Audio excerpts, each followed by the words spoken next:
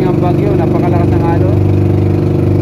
At sa ngayon naman ay lantap na po at hindi ganong malaking alon. At kami po ay titingnan namin ang aming mga pamalakaya kung andun pa, yung aming mga bobo pang kanoos.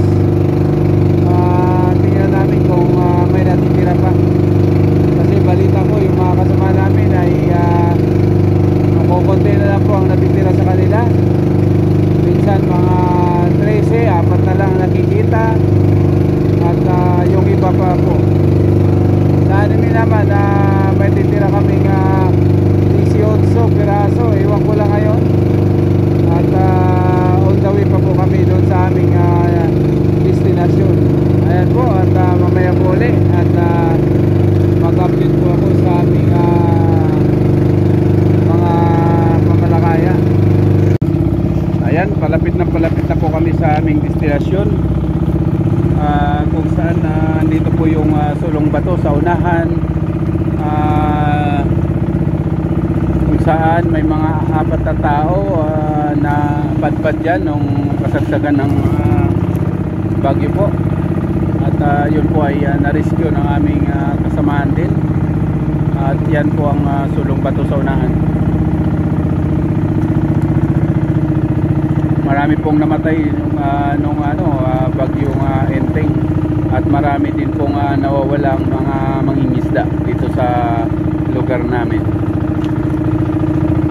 Sa ngayon po ang alon ay nagbabago na po at lumalaki na po siya. Dahil bukas mataas ang alon, hindi po kami maglalawat bukas dahil masama po ang panahon bukas. Sa ngayon lang kanina okay pa naman dagat, pero sa ngayon ayan po, lumalaki. Kaya hindi po kami naglalawat pag nakikita namin yung wind guru, kung malakas siya o hindi.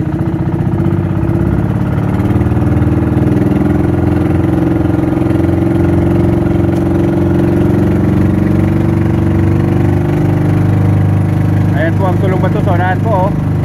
Isipin ninyo, 4 na tao andyan, 3 araw na dyan sa Sulong Bato na yan, at wala silang kain-kain. Wala pong makain dyan puro dyan, puro ibon, mga kanaway.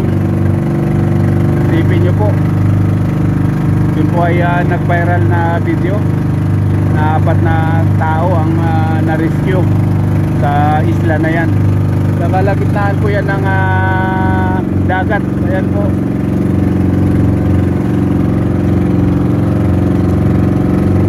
Oras po ng 5:30 ng umaga guys, at kasalukuyan po kami ay nagbaybay dito sa aming destination.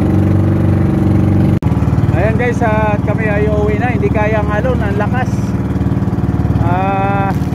Ito po yung iba kinuha na namin, nandito sa likod ko. Ayan, kinarga na namin dahil sa nagkandawala ang aming mga bubok.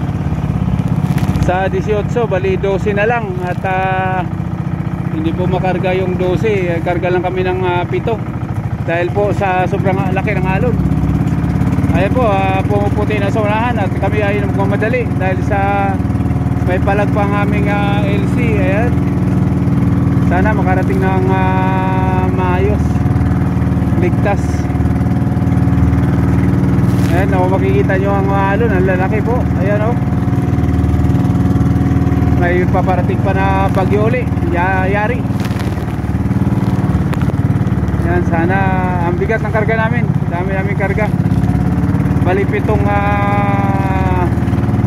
squid trap, 7 bubo ang aming karga. Tinapon na namin ang buhangin dahil sa mabigat. Ayan po, ang laki alon Kaya sabi ko sa piloto, dandahan na talaga, ingat.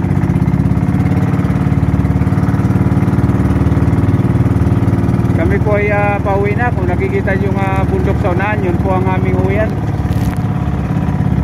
Nakakatakot guys, at kami hindi pa kami lumabas ayan ang laki.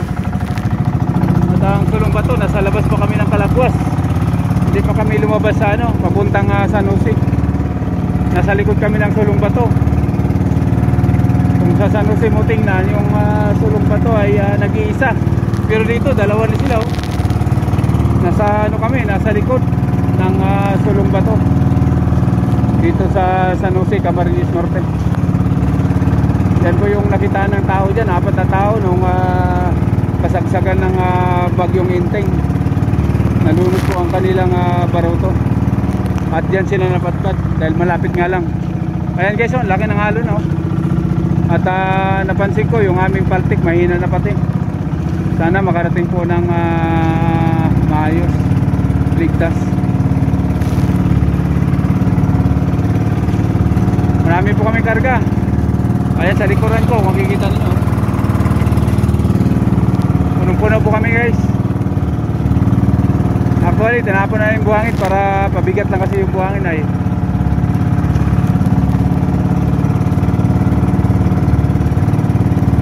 Hindi pa nga kami nakakain at kailangan makauwi kami ng madalian dahil sa baka buting kami ng malakas na hangin. May tapon lang itong aming pamalakaya. Itatapon talaga namin ito pagka malaki na masyado ang alon. Ayan po, tatuansin niyo ang aming baruto talagang ano na, lumalaban sa alon. Ito naman po yung matibay at ito po yung gawa ng fiberglass. Kaso nga lang yung paltik ay may kahinaan na po. Ayan o, nagpipisa na po yung mga alon guys. Ayan o. At yan po ang kinatatakutan ng mga ngisda dito sa aming lugar. Pag nagpusian na po ang alon ay yan po ay paiwatik na lalakas pa ang kanyang alon.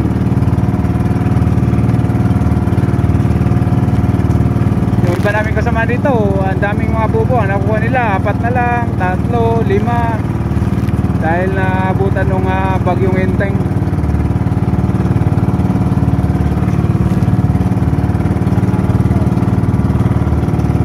Ayan, may bubo na kalutang, oh. Ayan, may bubo na kalutang guys, oh. Kaya ayan, nakabubo na kalutang. Kanino kaya ang bubo na kalutang? Ayan po. Dahil sa lakas ng bagyong Inteng, naglutangan na po yung mga pamalakaya.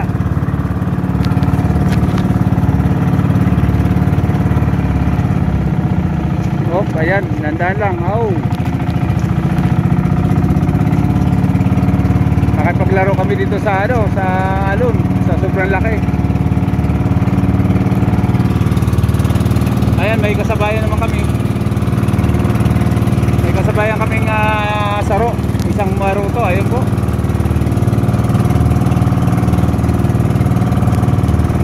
Nakang si Junior to, Junior.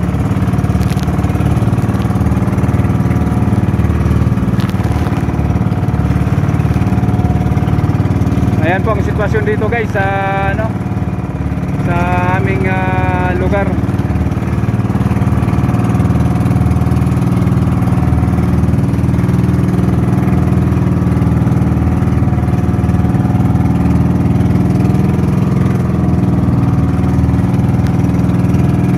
May naiwan po kaming pamalakay dito, bali ano, bali 5 pa po ang aming iniwan. Hindi po kayang isa kay lahat sa nakakatakot po dahil sa sobrang laki ng alon.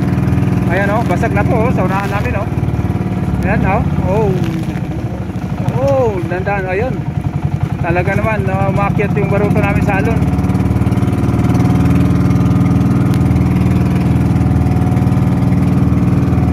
Hoping na ano, ligtas kami. Ayan o guys o, ayan o. Yan, laki niyan. Oh, yun. Talaga naman tumatalsik ang tubig. Kaya kinukutsara ng baruto yung alon guys.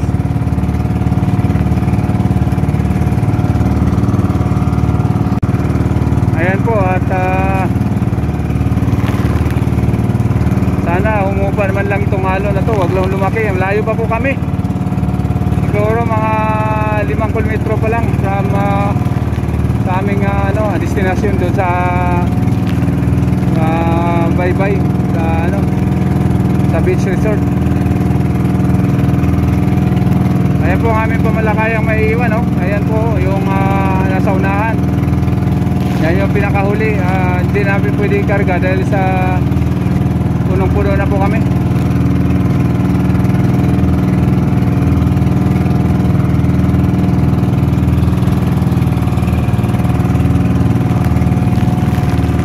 Ayan po guys, oh, ang aming bandira.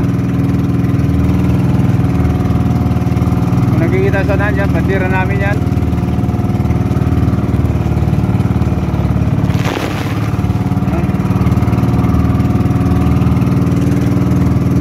Malaki na palaki yung alon.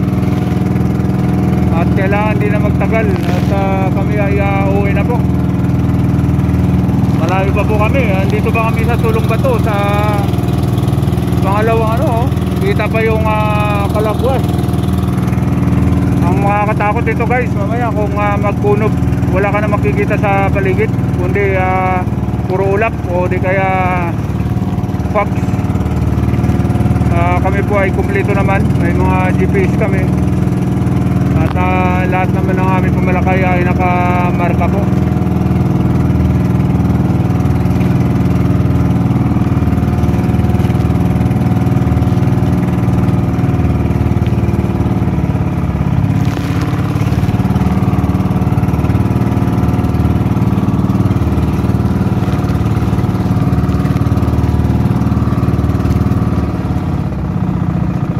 Guys, oh, laki.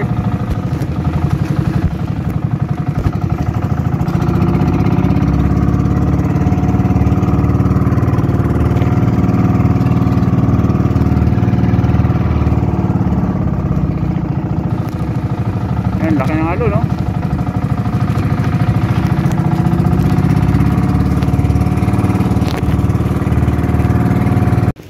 Ayan po, andito na po kami sa tabi, sa awa ng Panginoon, at okay naman po ang biyahe.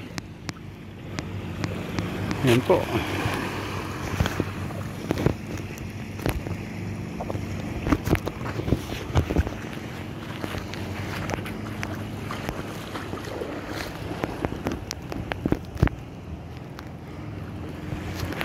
Ayan. Magandang umaga po sa lahat. Umaga pa po, alas 10 siguro na umaga. Ay, nagbaba na rin sila ng kanilang pamalakaya, oh. Ayun. Ito po ang lugar ng Buhang San Jose, Talisay, Camarines Norte. Ayan po guys. Okay naman panahon dito sa tabi. Kaso lang dun sa sa Tahaw o gitna, napakalakas ng alon. Sobra.